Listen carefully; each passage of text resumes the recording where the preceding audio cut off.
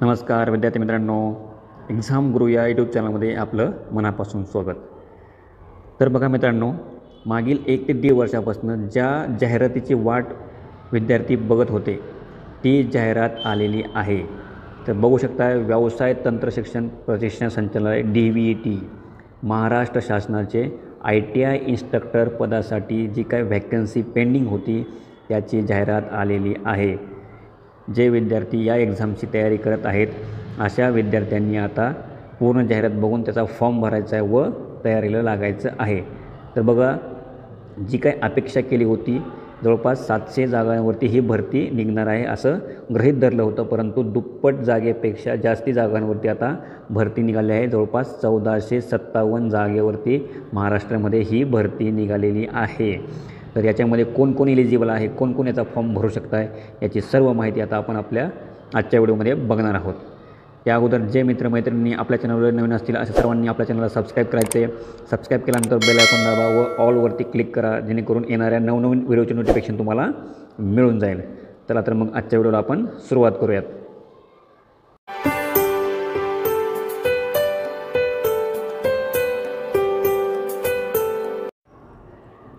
तर बघा, महाराष्ट्र शासन व्यवसाय शिक्षण प्रशिक्षण संचालय महाराष्ट्र राज्य कौशल्य रोजगार उद्योजकता व नाविन्यता विभागाच्या आधिपत्याखालील व्यवसाय शिक्षण व प्रशिक्षण संचालनांतर्गत राज्यातील शासकीय औद्योगिक प्रशिक्षण संस्थेतील म्हणजेच काय गव्हर्मेंट ITIमधील शिल्पनिरीक्षक म्हणजेच क्राफ्ट इन्स्ट्रक्टर गट क पदासाठी ऑनलाईन पद्धतीने अर्ज मागवण्यात येत आहेत.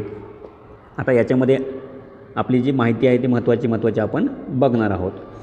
तर बघा, अर्ज कधीपासून करायचे आहेत आपल्याला, तर इथे बघू शकता अर्ज करण्याची किंवा सुरू होण्याची दिनांक कधी आहे, तर 17/8/2022 पासून आपण इथे अर्ज करायला सुरुवात झालेली आहे.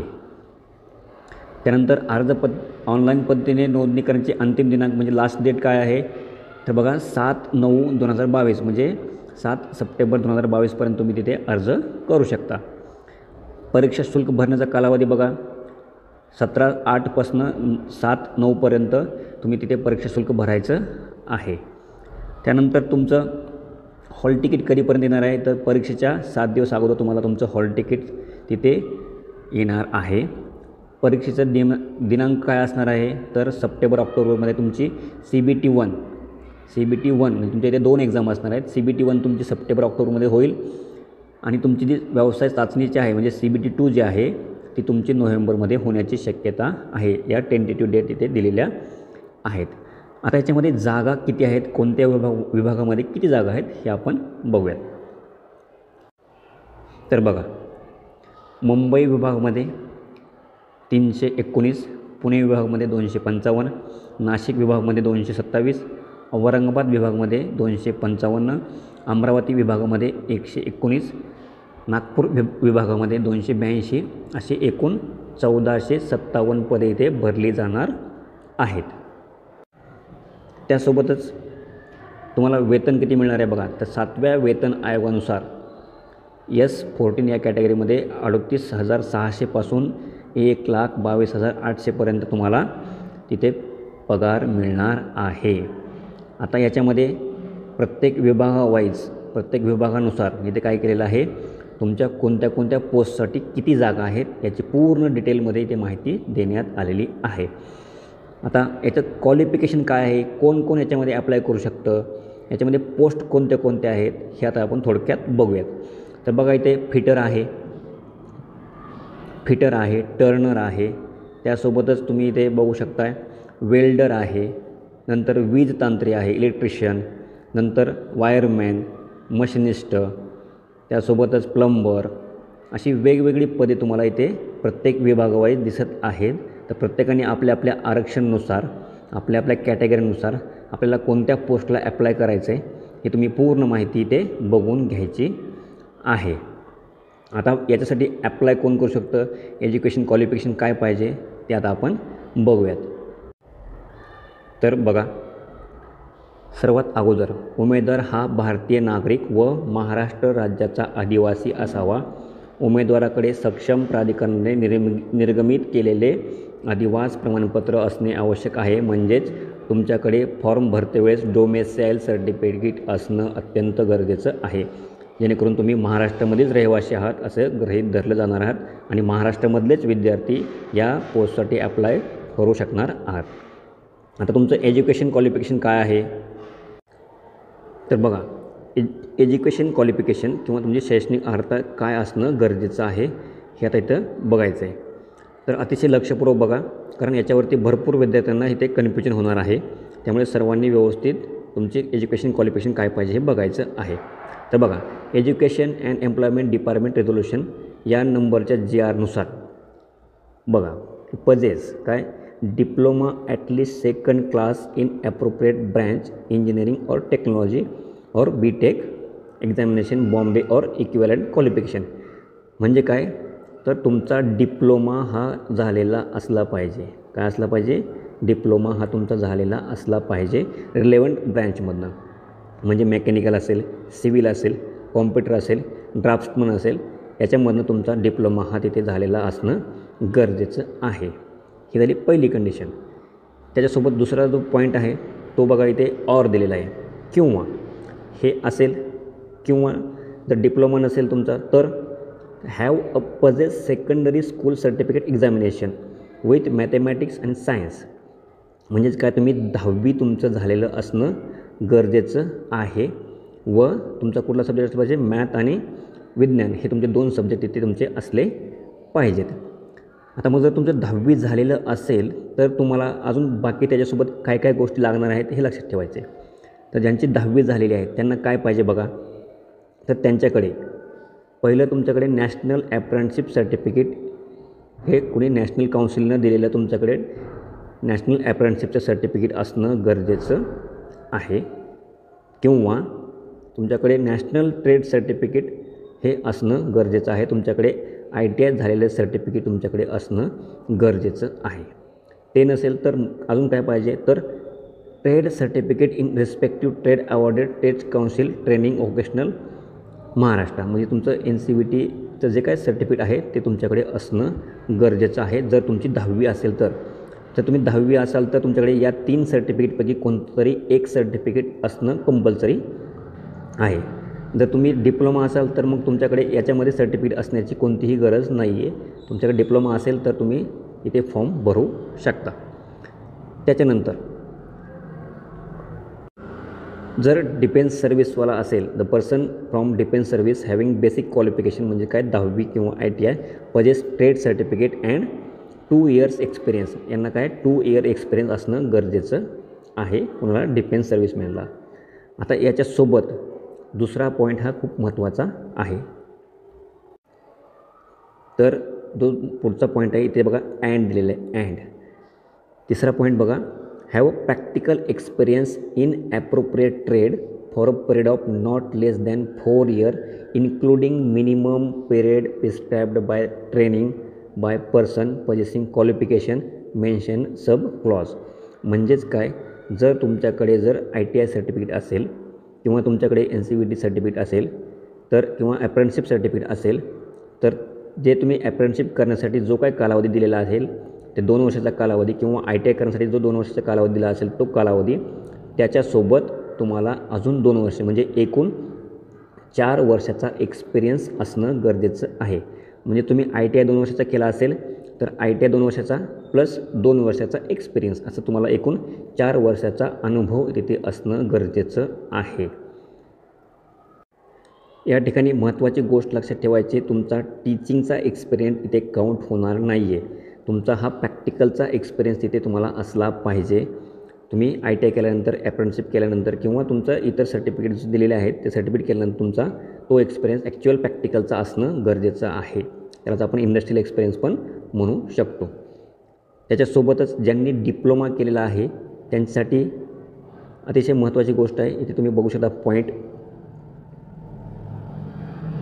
The further provided that the requirement of experience may not be insisted upon in case of person possessing diploma in second class. म्हणजे ज्यांच्याकडे डिप्लोमा आहे अशांनी तुम्हाला एक्सपिरियन्स असणं गरजेचं नाही आहे. लक्षात घ्या, ज्यांच्याकडे डिप्लोमा आहे त्यांना 4 वर्षाचा एक्सपिरियन्स काउंट होणं हे इथे कंपल्सरी नाही आहे. परंतु ज्यांनी 10वी केलेली आहे, 10वीनंतर ITI किंवा अप्रेंटिसशिप केलेली आहे, अशांसाठी टोटल एक्सपिरियन्स हा 4 वर्षाचा असणं अतिशय गरजेचं आहे. नंतर आता मग जर माझ्याकडे डिग्री असेल तर मी ॲप्लाय करू शकतो का? तर बघा, संबंधित व्यवसाय उच्च शैक्षणिक अर्हता उमेदवार पात्र समजण्यास येईल. म्हणजे जर तुमच्याकडे BE किंवा तुमचं BTech असेल तर तुम्ही इथे काय असाल, इलिजिबल आहात ॲप्लाय करण्यासाठी. म्हणजे ज्यांची मेकॅनिकल, इलेक्ट्रिकल किंवा ड्राफ्ट्समनमध्ये किंवा सिव्हिलमध्ये अशा ठिकाणी तुमचं इंजिनिअरिंग कंप्लीट झालेलं आहे, असे सर्व विद्यार्थी या पोस्टसाठी इलिजिबल आहेत. त्यांना कुठल्याही प्रकारच्या एक्सपिरियन्सची गरज नाही आहे. ही गोष्ट लक्षात ठेवायची सर्वांनी. त्यासोबतच उमेदवाराने जाहिरातीच्या दिनांकास उपयुक्त अर्हता धारण केलेली असणे आवश्यक राहील. म्हणजे जी ॲडव्हर्टाइजमेंट आता आलेली आहे, आजच्या दिवसापर्यंत तुमचं हे क्वालिफिकेशन प्लस तुमचा एक्सपिरियन्स हा तिथे काउंट केला जाणार आहे. याच्यानंतरचा तुमचा एक्सपिरियन्स किंवा याच्यानंतरचं तुमचं क्वालिफिकेशन तिथे ग्राह्य धरलं जाणार नाही. त्यामुळे सर्वांनी अतिशय काळजीपूर्वक इथे आपलं क्वालिफिकेशन बघायचं आहे, आपल्याला एक्सपिरियन्सची गरज आहे की नाही हे बघायचं आहे व नंतरच आपण या फॉर्मसाठी ॲप्लाय करायचं आहे. दुसरा महत्त्वाचा मुद्दा बघा, आता याच्यामध्ये तुमचा वयोमर्यादा म्हणजे तुमचं एज काय असलं पाहिजे. तर बघा, कमीत कमी 18 आणि जास्तीत जास्त 43 वर्षापर्यंत तुम्ही तिथे ॲप्लाय करू शकता. जर तुमच्याकडे इतर असेल भूकंपग्रस्त किंवा माजी सैनिक, यांच्यासाठी काय आहे तिथे एज क्रायटेरिया थोडासा वेगळा आहे. परंतु जर तुम्ही ओपन कॅटेगरीमध्ये असाल तर तुम्हाला कमीत कमी 18 आणि जास्तीत जास्त 38 वर्षापर्यंत तुमचं तिथे एज असणं गरजेचं आहे. मागासवर्गासाठी तिथे 43 वर्ष तुमचं वयोमर्यादा असणं गरजेचं आहे. त्यानंतर तुमचं सिलेक्शन झाल्यानंतर तुमचं काम काय असणार आहे हे थोडक्यात त्यांनी दिलेलं आहे. तर तुम्हाला थिअरी व प्रॅक्टिकल याचं काय करायचे, विद्यार्थ्यांना तिथे शिकवायचे आहेत. त्यासोबतच त्यांच्या चाचण्या घेणं, त्यांचा आढावा घेणं व संस्थेतील प्रवेश प्रक्रियांमध्ये भाग घेऊन ते पार पाडणं, अशा प्रकारची तुम्हाला तिथे कामे पूर्णतः करायची आहेत. जे काही इन्स्ट्रक्टरला जॉईन होतील त्यांच्यासाठी यांनी तिथे थोडक्यामध्ये तुमच्या कर्तव्याची तुम्हाला तिथे जाणीव करून दिलेली आहे. आता याच्यासाठी तुम्हाला परीक्षा फी किती असणार आहे. तर बघा, सामायिक परीक्षा शुल्क याच्यामध्ये बघा, जर खुल्या प्रवर्गातून म्हणजेच ओपन कॅटेगरीमध्ये जर असाल तर 825 रुपये तुम्ही तिथे भरायचे आहेत. त्यासोबतच मागासवर्गासाठी 750 रुपये आणि माजी सैनिक यांच्यासाठी इथे लागू राहणार नाही आहेत. व एकापेक्षा जास्त पदाकरिता अर्ज केलेल्या खुल्या प्रवर्गातील उमेदवाराकरिता सामायिक परीक्षा शुल्क 825 व मागासवर्गीय उमेदवाराकरिता 750 इतकेच राहील. म्हणजे तुम्हाला वेगवेगळ्या विभागामध्ये वेगवेगळ्या पोस्टसाठी ॲप्लाय करायचं असेल तर तुम्ही प्रत्येक पोस्टसाठी, प्रत्येक विभागासाठी तुम्हाला तिथे वेगवेगळी फी तिथे भरायची आहे. ही गोष्ट लक्षात ठेवायची. एका पोस्टसाठी ज्यावेळेस तुम्ही ॲप्लाय कराल एका विभागामध्ये, त्यासोबतच तुम्हाला दुसऱ्या विभागात जर ॲप्लाय करायचं असेल तर तुम्ही तिथे त्याच्यासाठी वेगळी फी तुम्हाला तिथे भरावायची आहे. बघा, परीक्षा शुल्कमध्ये महत्त्वाची गोष्ट अजून एक, व्यवसाय चाचणी शुल्क आणि सामायिक परीक्षा शुल्क याच्यामध्ये कन्फ्युजन करायचं नाही आहे. तर सामायिक परीक्षा शुल्क जे आहे ते तुम्ही एकदाच भरायचं आहे. किती भरायचं आहे? 825 रुपये तुम्ही सुरुवातीला भरायचं आहे.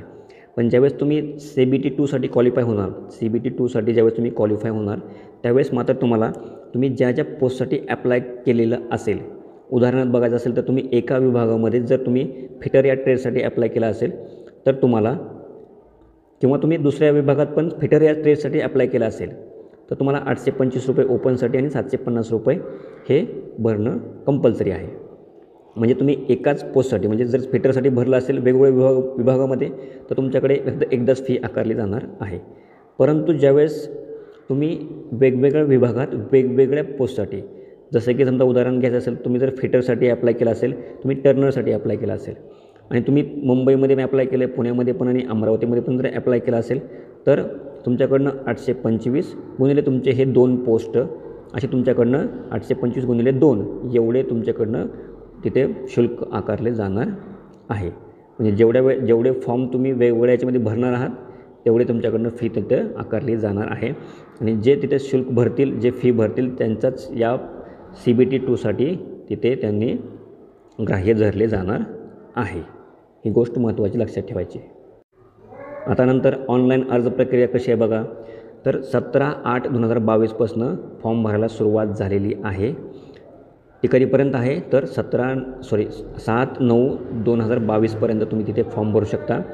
आणि वेबसाईट काय आहे तर बघा www.dvet.gov.in या वेबसाईटवरती तिथे जाऊन फॉर्म तुम्हाला भरायचा आहे. विद्यार्थी मित्रांनो, फॉर्म कसा भरायचा याच्यावरती आपण व्हिडिओ बनवणारच आहोत. त्यासाठी सर्वांनी आपल्या चॅनलला सबस्क्राईब करून बेल आयकॉन दाबून ठेवा, जेणेकरून आपला येणारा व्हिडिओ तुम्हाला लगेचच मिळून जाईल. तर बघा, ही जी वेबसाईटची लिंक आहे तुम्हाला आपल्या व्हिडिओच्या डिस्क्रिप्शन बॉक्समध्ये पण तुम्हाला मिळून जाईल.